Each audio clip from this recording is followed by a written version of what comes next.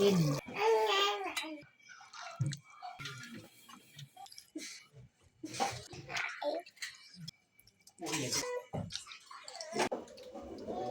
อย่าลืมกดไลค์กดแชร์และกดติดตามเด้อพี่น้อง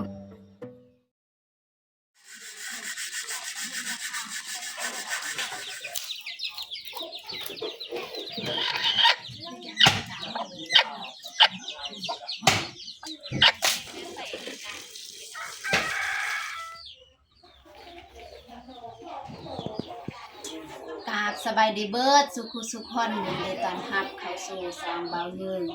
สำหรับมื้อนี้น้องมุกดาสิพาทุกคนเข้ามาเบิ่งมาชมน้องมุกดาสิมาเฮ็ดข้าวแรงโอเคมีแต่ทุกคนติดตามเบิ่งติดตามชมได้ยาวๆเลย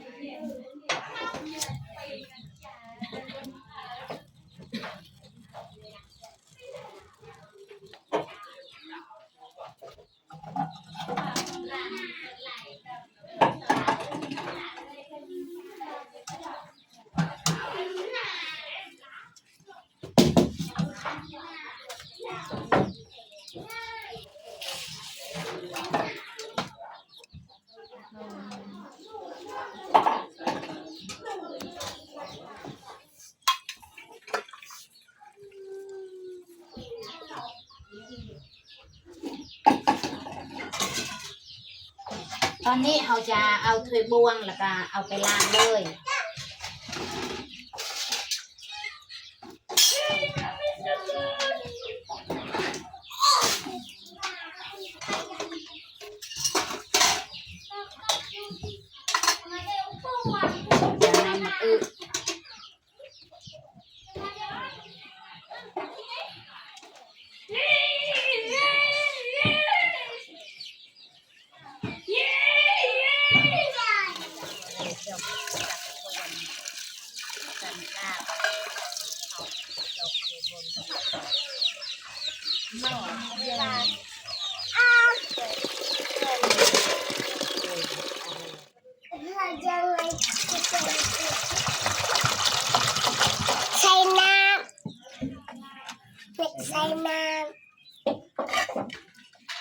หลังจากเขาใส่น้ำเรียบร้อยเขาก็จะมาค้างหม้อ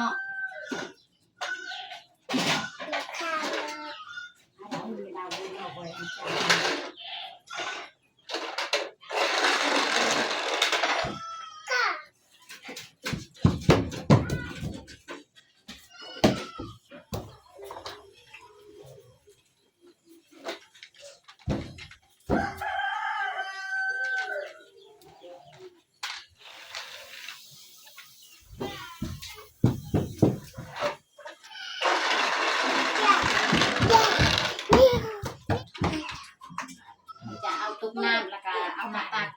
ในขนาดเลย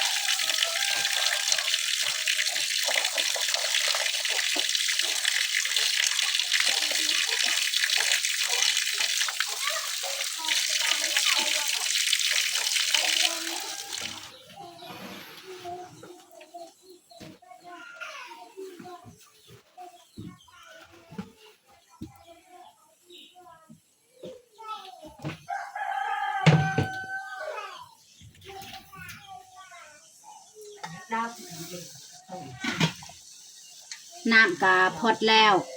แต่เราจะใส่ข้าวสารเจ้าเลย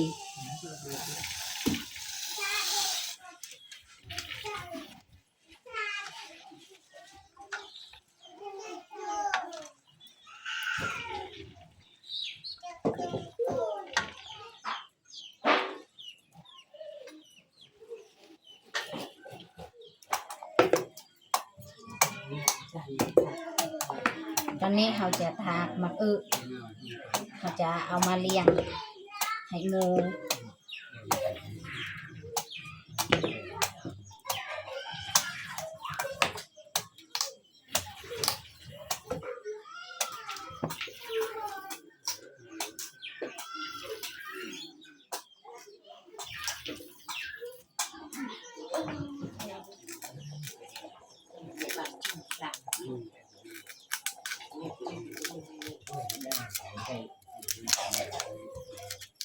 จักหน่อยเราจะต้มมักอันนี้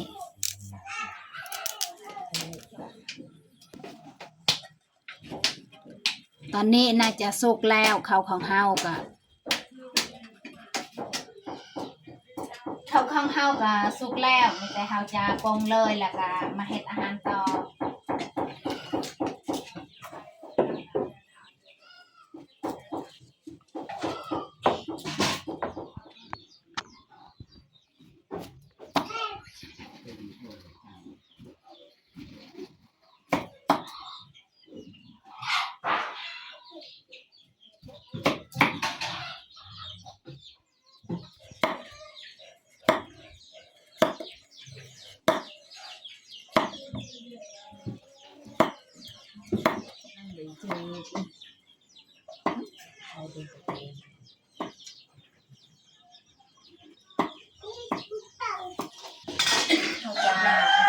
เอามักเผ็ดแล้วก็กระเทียมตำรวมเลยเรา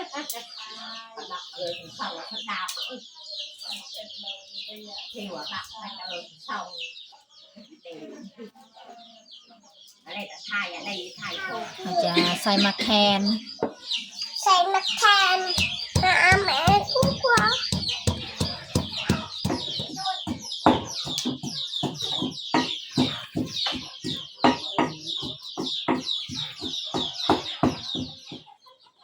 เราจะซอยหอมแดง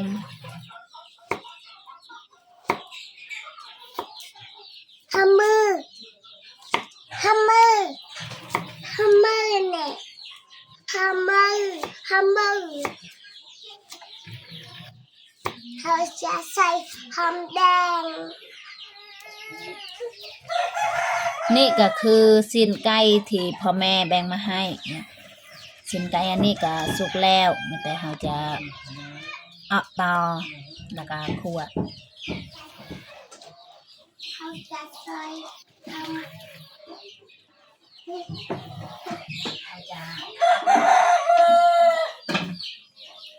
ขาจะเอาน้ำมันแล้วก็มาใส่ในหม้อเลย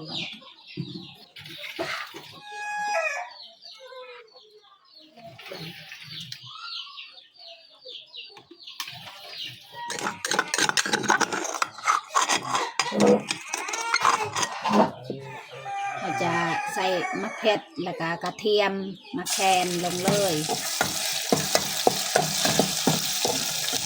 แล้วก็ใส่หอมแดง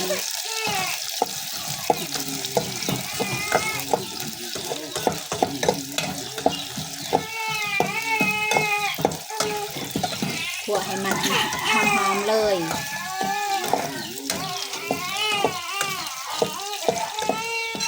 เราจะเอาสิ้นไก่ลงเลย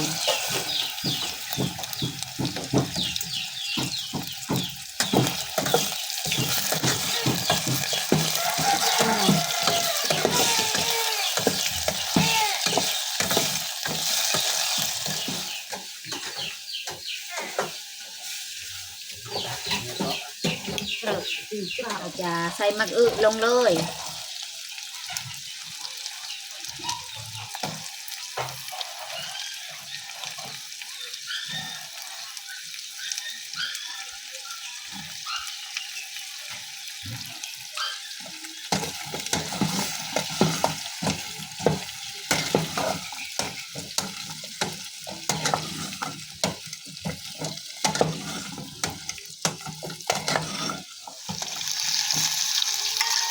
เราจะใส่น้ำล้างครก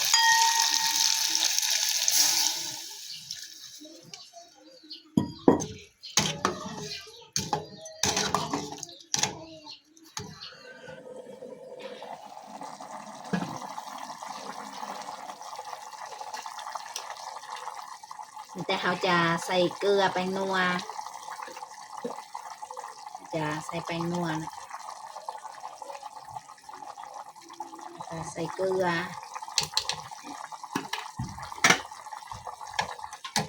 ส่วนเครื่องปรุงกับบะหมี่ย่างลายมีแต่เกลือกับแป้งนัวนี่แหละเกลือแป้งนัวเกลือแป้งนัว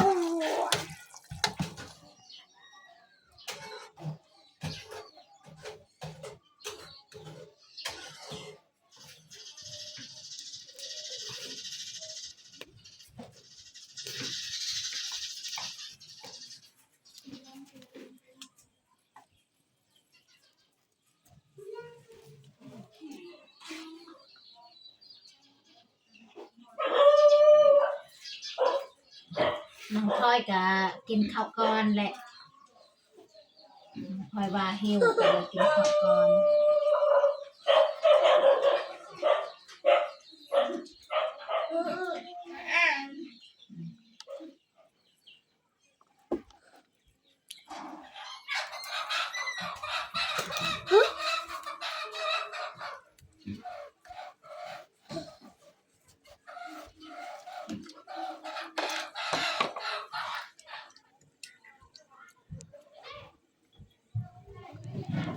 ห้ามกระบอกหนุนตัดอีก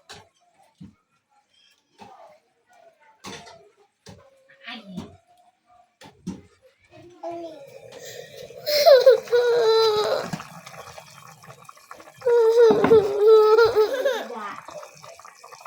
ตอนนี้กาไก่จะสุกแล้วไม่แต่เราจะใส่หย่อนมะอึลงเลย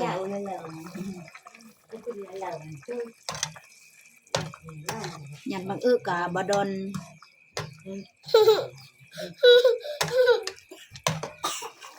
กินเจ้า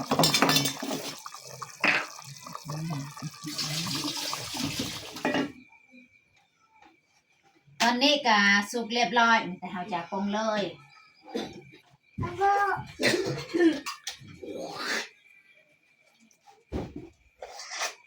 แล้วก็เราจะตักใส่ถ้วยเลย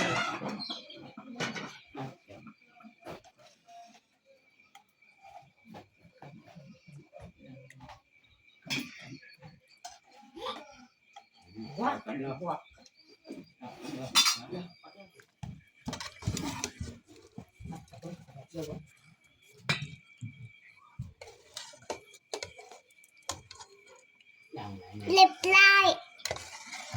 ในจาน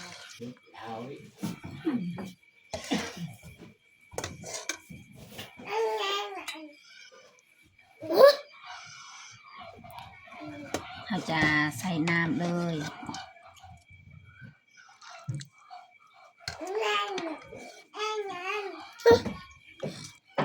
โอเคนี่ข้าวของเฮานะ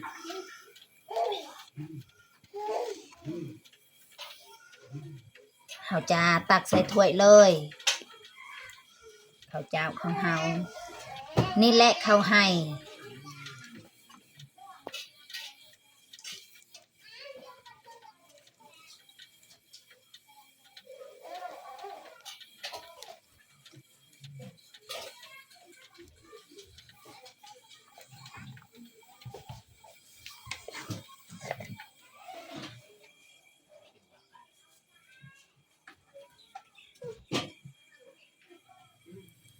ต อนนี้ก็เรียบร้อยเฮาแต่งผ้าขาวของเฮาต้มซีนไก่ใส่หมักอึแล้วก็หุงข้าวเจ้ามื้อนี้เฮาก็จะหุงข้าวเจ้า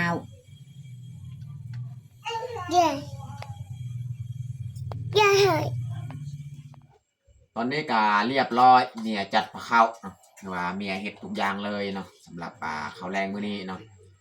เอามาทุกคนมากินข้าวแรงน้ำกันเนาะเอาน้องพ่อยลุงป้ามากินข้าว ขัดแรงเหมือนกัน เออ ขัดแรง ข้าวแรงนะ ใช่ปะ กินแบบนี้น้องพ่อย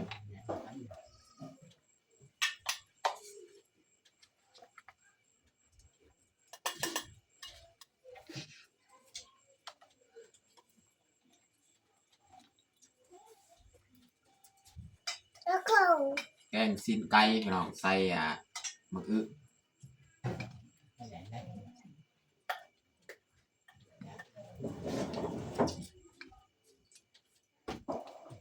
เอาอยากเอา น้องนะครับครับไหนก็เหรอ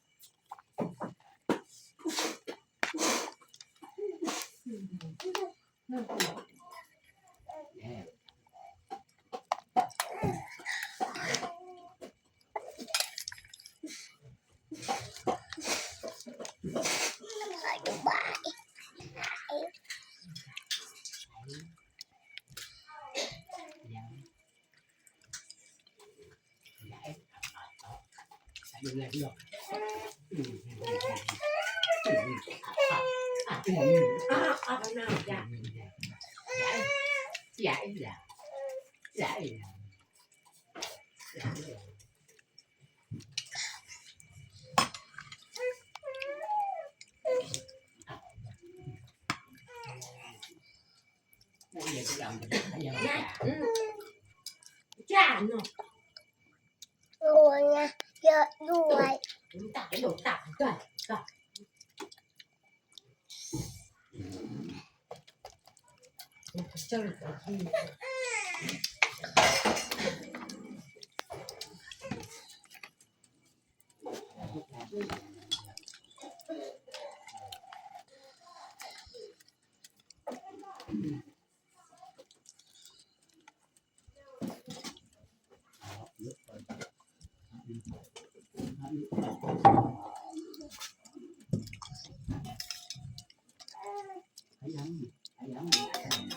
ดอกนุ่น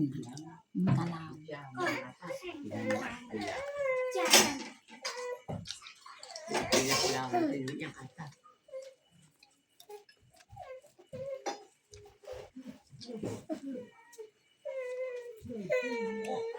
ai đó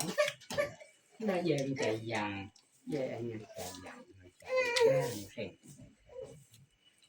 bên này của ta cha